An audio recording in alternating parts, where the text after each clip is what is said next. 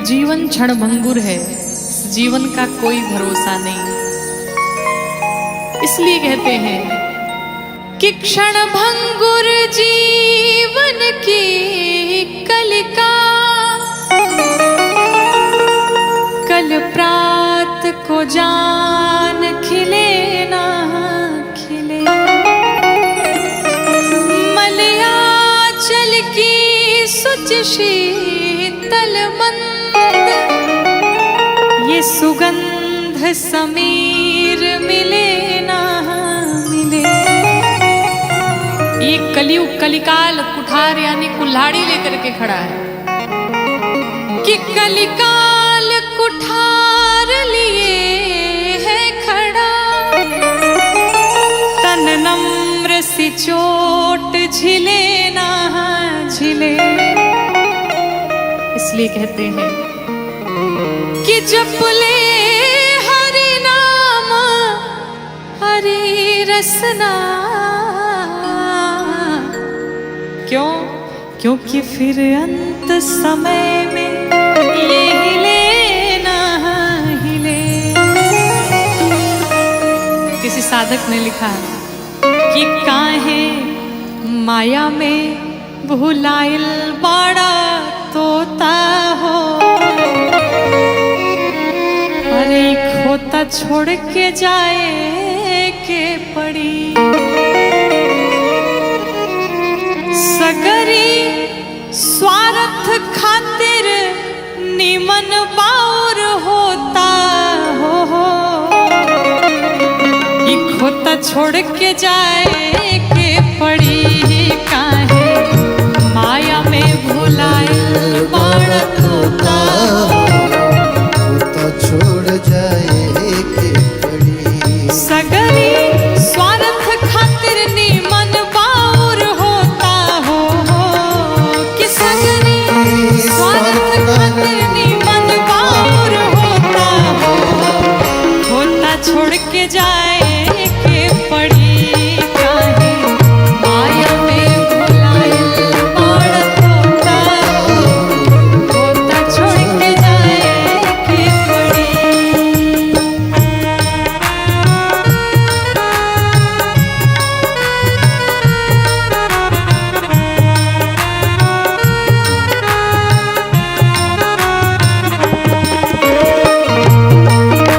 राघवेंद्र सरकार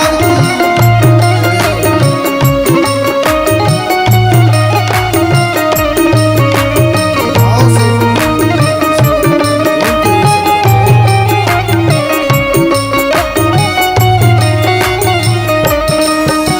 चाहे आप जितना भी धन कमा लीजिए, साधक कहता है लाख करोड़ धन तू कमैबा। लाख करोड़ धन लाख करोड़ धन तू कमैबा। लाख करोड़ धन खाला खियाला नात काले के जैबा। खाला खियाला काले के जई। हाँ खाला खियाला नात काले के जैबा।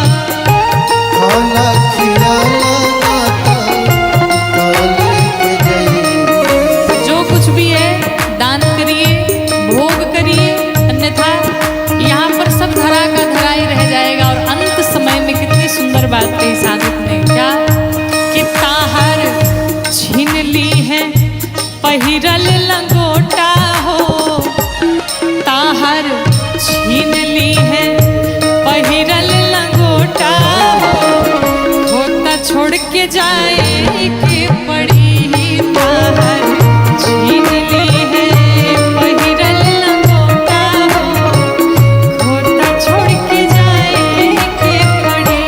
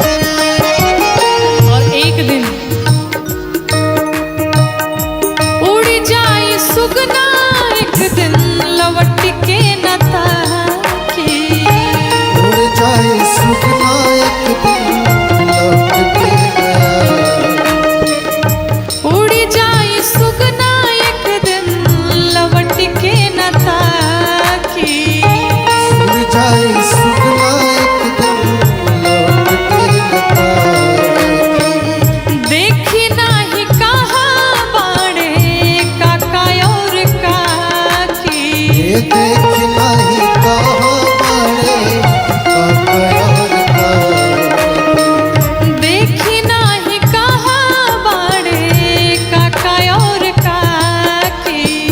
देख नहीं कहो बड़े कपयोर का और चाहे कोई भी हो, राजा रंग होखे चाहे हर जोता हो, कि राजा रंग होखे चाहे हर जोता हो, होता छोड़ के जाए के पड़ी। राजा रंग होखे चाहे हर जोता हो, होता छोड़ के जाए के पड़ी। काहे माया में भुलाए बड़ तोता हो, होता छोड़ के जाए के पड़ी।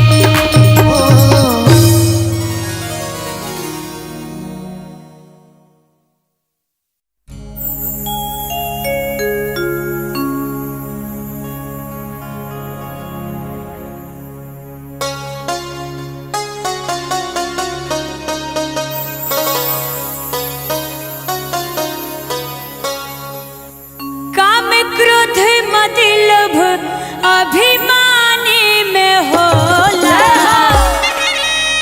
काम क्रोध मद लोभ अभिमानी में होला। लीला बहुत जिंदे गहनी में होला। लीला बहुत जिंदे गहनी में होला। काम क्रोध मद लोभ अभिमानी में होला। काम क्रोध मद लोभ अभिमानी में होला। लीला बहुत जिंदे कहानी में होला। लीला बहुत जिंदे कहानी में होला।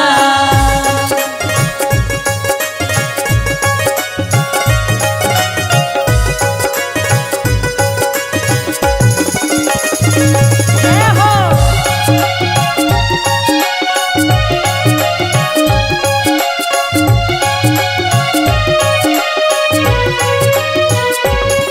लीला बहुत जिंदे कहानी में होला। लीला बहुत जिंदे कहानी में होला। तैहिया मिराज जहिया धोकिल जई है।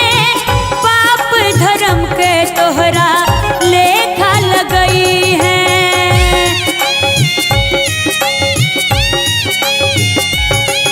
अहिया मिराज जहिया धोकिल जई है। पाप धर्म के तोहरा लेखा लगई है। सब कस गलती नादानी में होला। सब कस गलती नादानी में होला। लीला बहुत जिंदे कहानी में होला। लीला बहुत जिंदे कहानी में होला। लीला बहुत जिंदे कहानी में होला।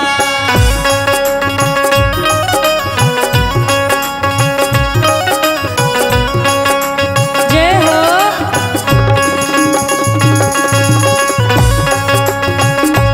आहा, क्या बात है।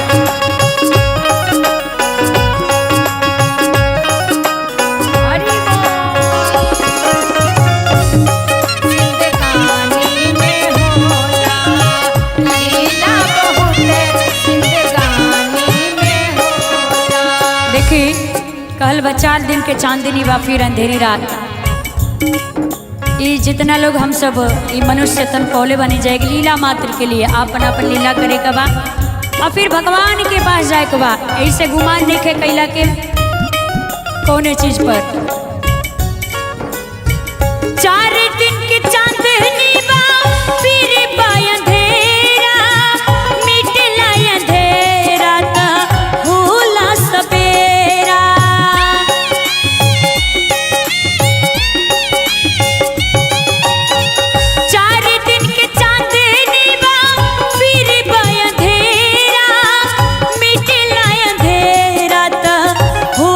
सबे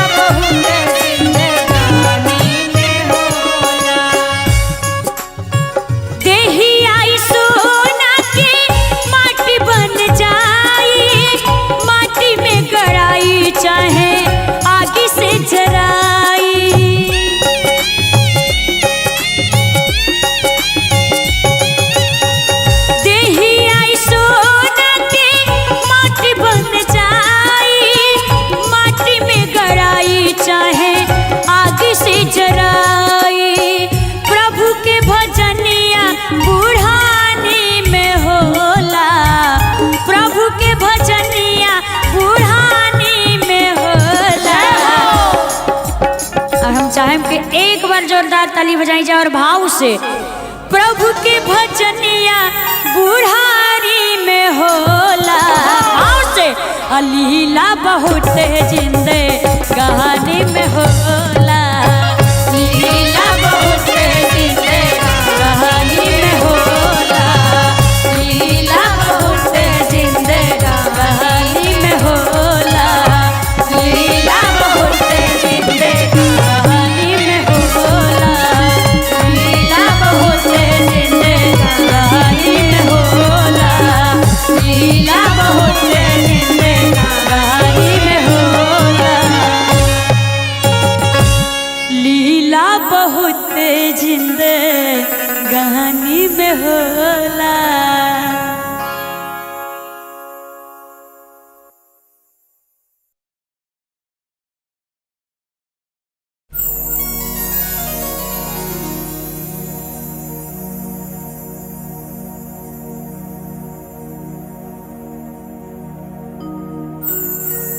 बैठल अरे रोवेली गुजरिया हो। बैठल रोवेली गुजरिया हो। आई चुनरिया में दाग लाग बैठल रोवेली गुजरिया हो। चुनरिया में दाग लाग कैसे जाई पिया के नगरिया हो। कैसे जाई पिया के नगरिया हो। चुनरिया में दाग लाग बैठल रोवेली गुजरिया हो। चुनरिया में दाग लाग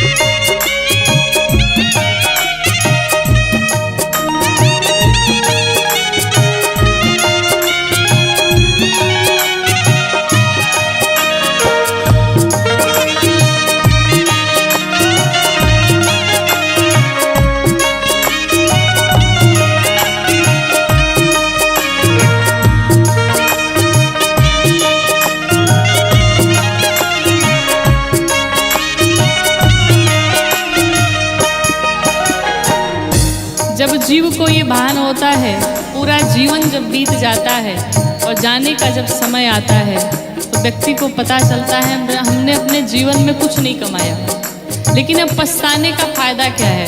साधक कहता है आइल भगवाना के हमरो संदेशवा। आइल भगवाना के हमरो संदेशवा। जाए के बहामारो के पियावा के देशवा। जाए के बहामारो के पियावा के देशवा। आइल भगवाना के हमरो संदेशवा। आइल भगवाना के हमरो संदेशवा। जाए के बहामारो के पियावा के देशवा। जाए के बहामारो के पियावा के देशवा। लेकिन कांच बाटे हो, कांच बाटे हमरो मिरिया हो। चुनरिया में दाग लागल।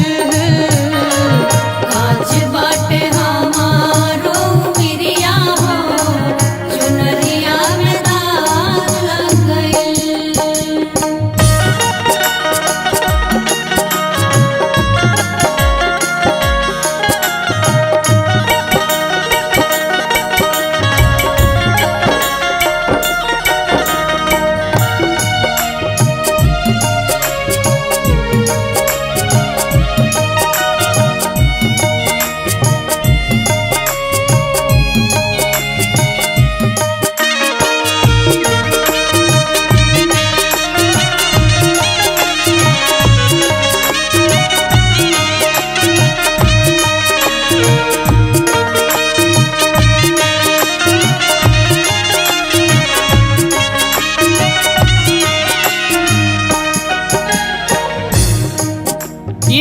पर जहाँ हम आकर के सभी मनुष्य सारे प्राणी रहते हैं, ये हम सभी का मायका है और भगवान का घर हम सभी का ससुराल है।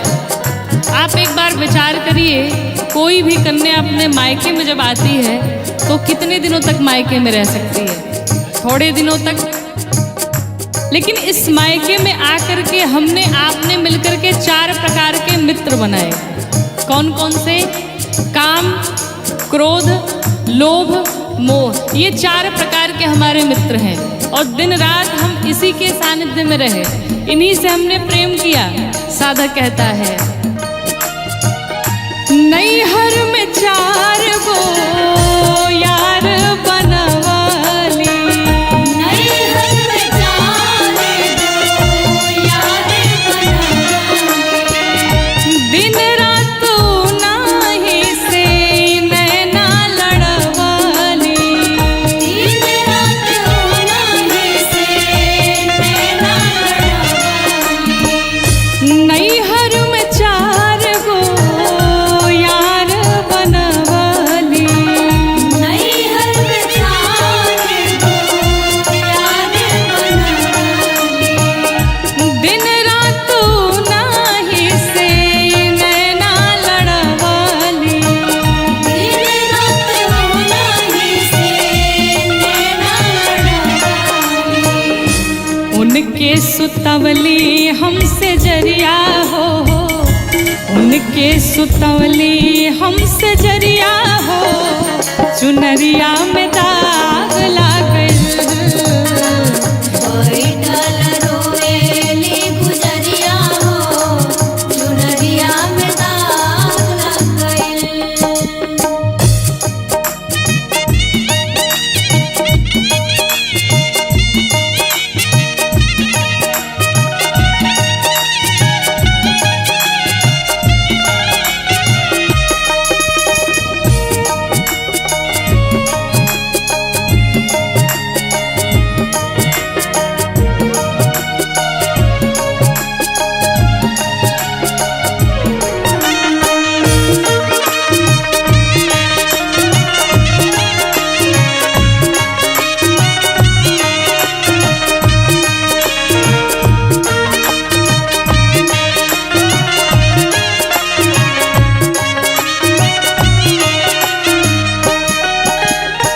जब जीव माँ के गर्भ में होता है और उसे बाहर निकलने का जब समय होता है, जितना दुख जीव को माँ के गर्भ में होता है, संसार में उतना दुख कभी नहीं मिलता है। कहा गया, गर्भवासम समम दुखम न भूतो न भविष्यति, इतना कष्ट मिलता है। और वो छोटा सा बालक तड़फड़ाता रहता है माँ के गर्भ में, भगवान से विनती करता है, प्रभु एक बार बाहर कर दीजिए इस गर्भ से, संसार में जाऊंगा, पुण्य करूंगा, भजन कीर्तन करूंगा और ऐसे सुंदर कार्य करूंगा कि दोबारा इस गर्भ में मुझे आना न पड़े। मैं वचन देता हूँ। भगवान से ये वादा करता है, लेकिन जीव जैसे ही गर्भ से बाहर आता है, भगवान की सारी बातें भूल जाता है और संसार के विषयों में लिपट जाता है।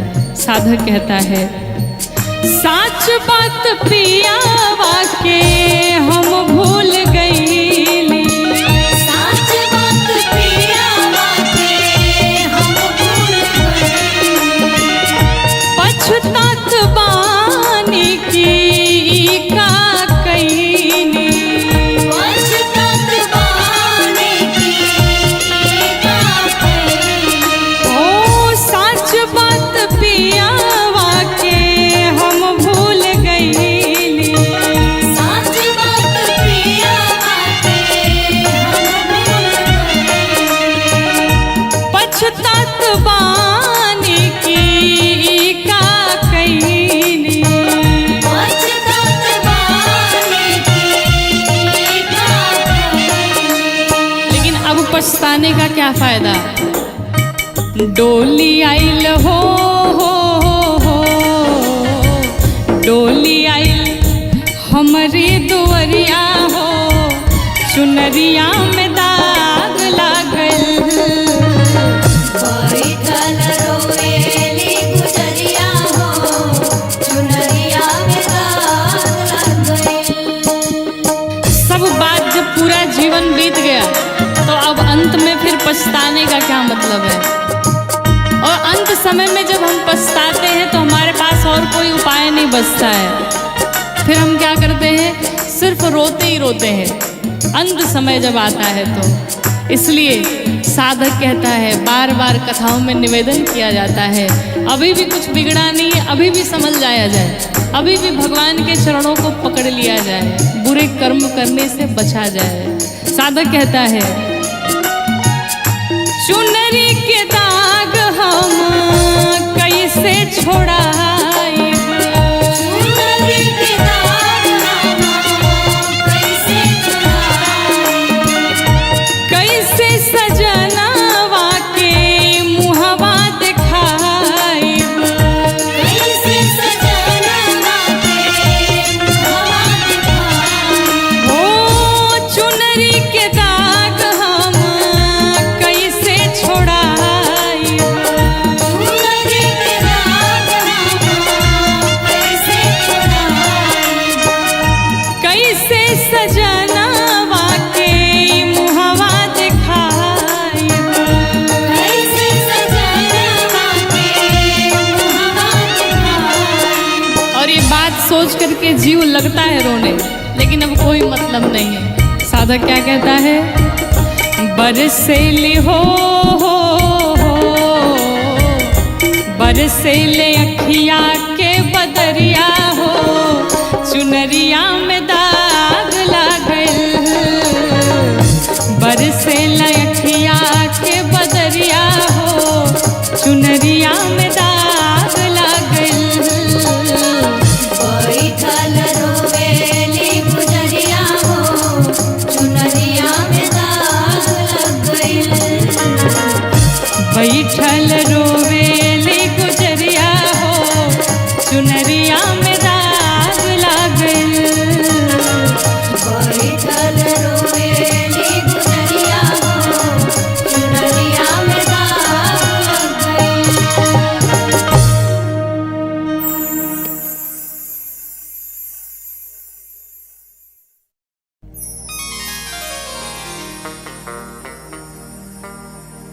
कि तोहर देहिया हो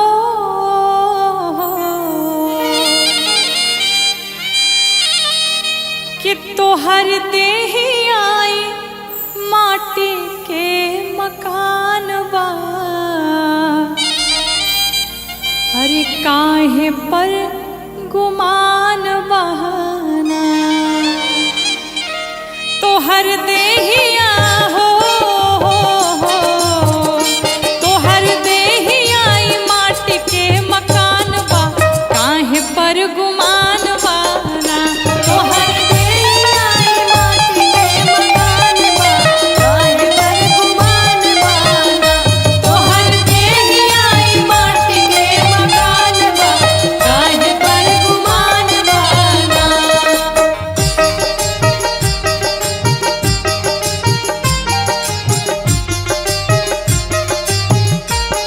तोहर देहिया माटी के मकान बा, काहे पर गुमान बाना, तोहर देहिया माटी के मकान बा, काहे पर गुमान बाना।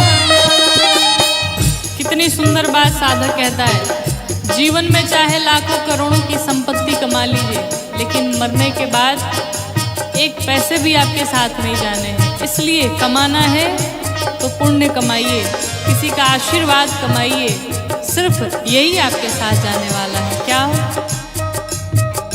जोर बके तनो पाई पाई साथ एक हो ना जाई, जुर्म कितनो पाई पाई साथ एक हो न जाई, जोर बके तनो पाई पाई साथ एक हो ना जाई, जुर्म कितनो पाई पाई साथ एक हो न जाई, जोर बके तनो पाई पाई साथ एक हो ना जाए हो, तोहर जाए बदे तोहर जाए बदे बांस के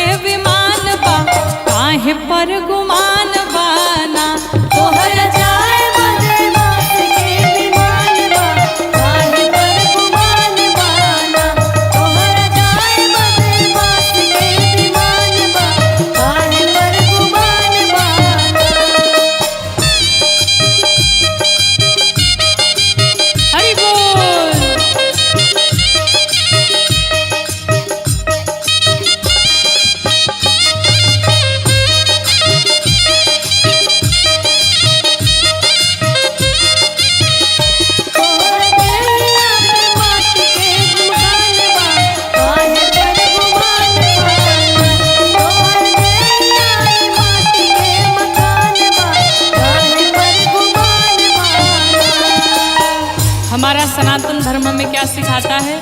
कि हम सबसे प्रेम करें, सब जीवों पर दया करें, परोपकार करें। कहते हैं धर्म कहे बार बार कर सबसे तू प्यार,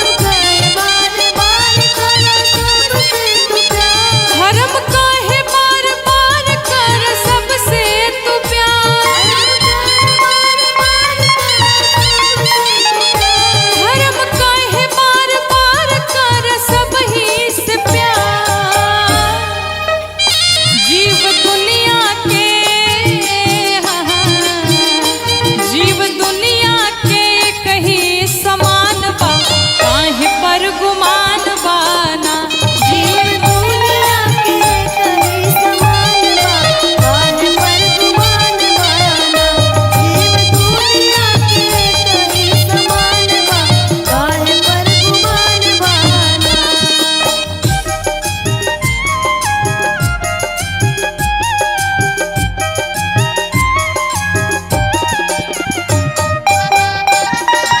माटी के समान बा, काहे पर गुमान बाना। तोहर नैया माटी के समान बा, काहे पर गुमान बाना। इस संसार में कोई बड़ा छोटा नहीं होता, भगवान के सामने सब एक समान होते हैं। कहते हैं कोई बड़ा नाही छोट नाही बाकी हूँ मैं खो, कोई बड़ा नाही छोट नाही बाकी हूँ मैं खो। कोई बड़ा नाही छोट नाही बाकी हूँ मैं खो,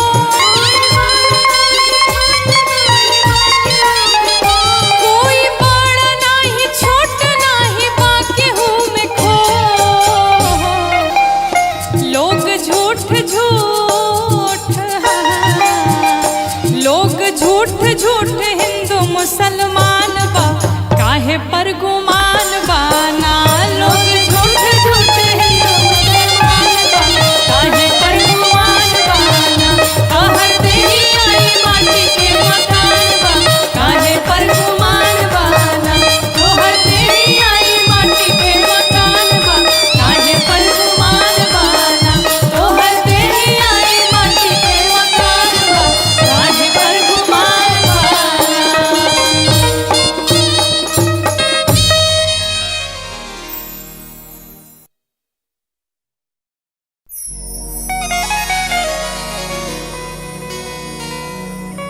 कहते इस जीवन का कोई भरोसा नहीं। इस संसार में जितने भी लोग आपसे जुड़े हैं सब स्वार्थ के नाते ही जुड़े हैं। स्वार्थ लाग करई सब प्रीति। एक भगवान से ही ऐसा संबंध है जो भगवान बिना कारण ही कृपा करते हैं, बिना कारण ही करुणा करते हैं, बिना कारण ही अपने भक्तों से अगाध प्रेम करते हैं। तो अगर किसी से प्रेम करना है तो श्री ठाकुर जी से प्रेम किया जाए, श्री गोविंद से प्रेम किया जाए, माधव से प्रेम किया जाए। क्योंकि कहते हैं कि अगर आपके पास मनी है तो आपके पास मेनी है, यानी आपके पास पैसे हैं तो आपसे बहुत सारे लोग जुड़े हैं। अगर पैसे नहीं हैं तो फिर आपके पास कोई नहीं बचेगा। एक बहुत ही सुंदर निर्गुण भजन, आइए हम सभी मिलके गाते हैं। कि तोता दुनिया के मेला में अकेला हो, अचुके कौनो खेला हो जाई। कि तोता दुनिया के मेला में अकेला हो, अचके कौनो खेला हो जाई। तोता दुनिया के मेला में अकेला हो, अचके कौनो खेला हो जाई। मिली कबो ना करैली बोके केला हो, कि मिली कबो ना करैली बोके केला हो, अचके कौनो खेला हो जाई। तोता दुनिया के मेला में अकेला हो, अचके कौनो खेला हो जाई। तोता दुनिया के मेला में अकेला हो, अचके कौनो खेला हो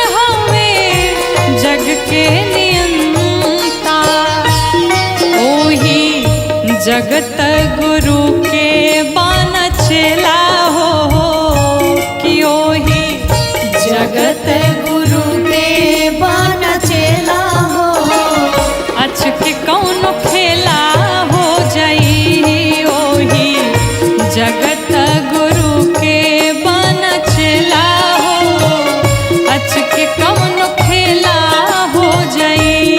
तू तो दुनिया के मेला में अकेला हो आज के कौन खेला हो जाई।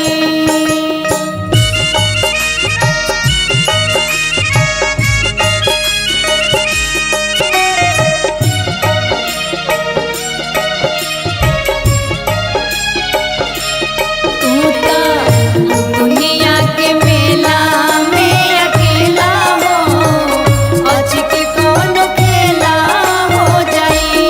तू तो दुनिया के मेला में अकेला हो आज के कौन खेला हो जाई।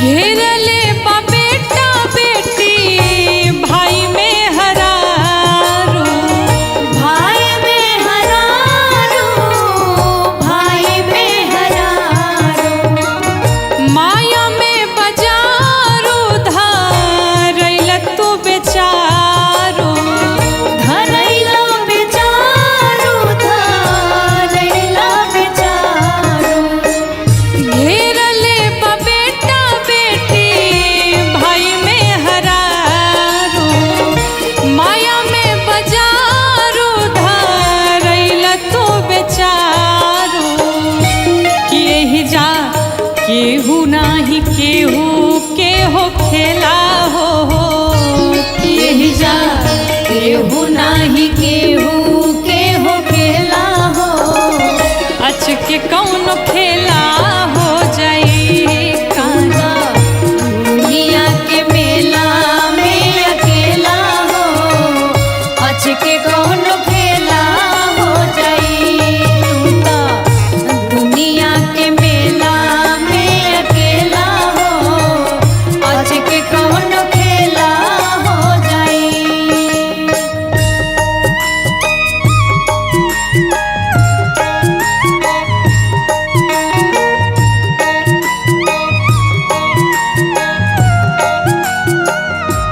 तू तो दुनिया के मेला में अकेला हो आज के कौन खेला हो जाई। तू तो दुनिया के मेला में अकेला हो आज के कौन खेला हो जाई।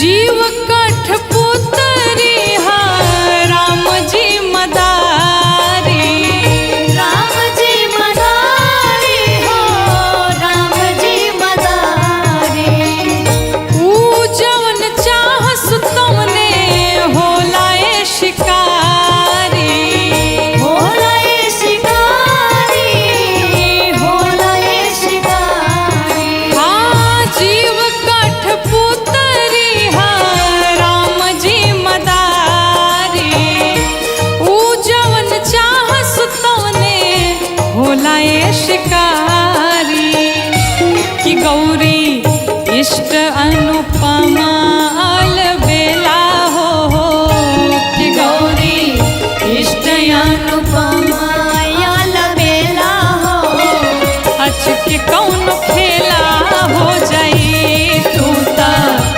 दुनिया के मेला में अकेला हो आज के कौन खेला हो जाई। कि मिली कबो ना करैली बोके केला हो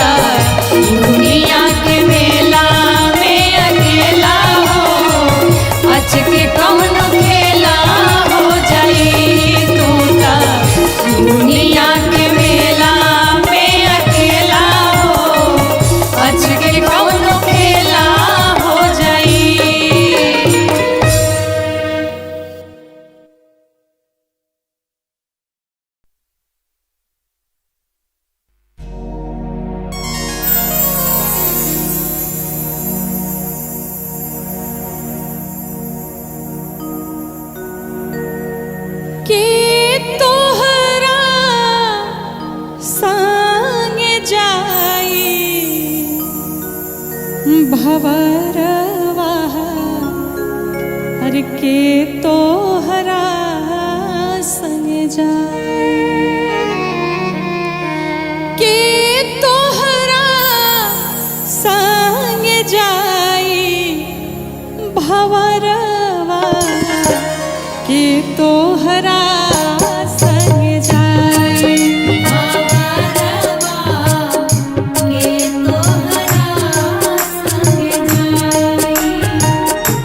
के तोहरा संग जाई भवरवा के तोहरा संग जाई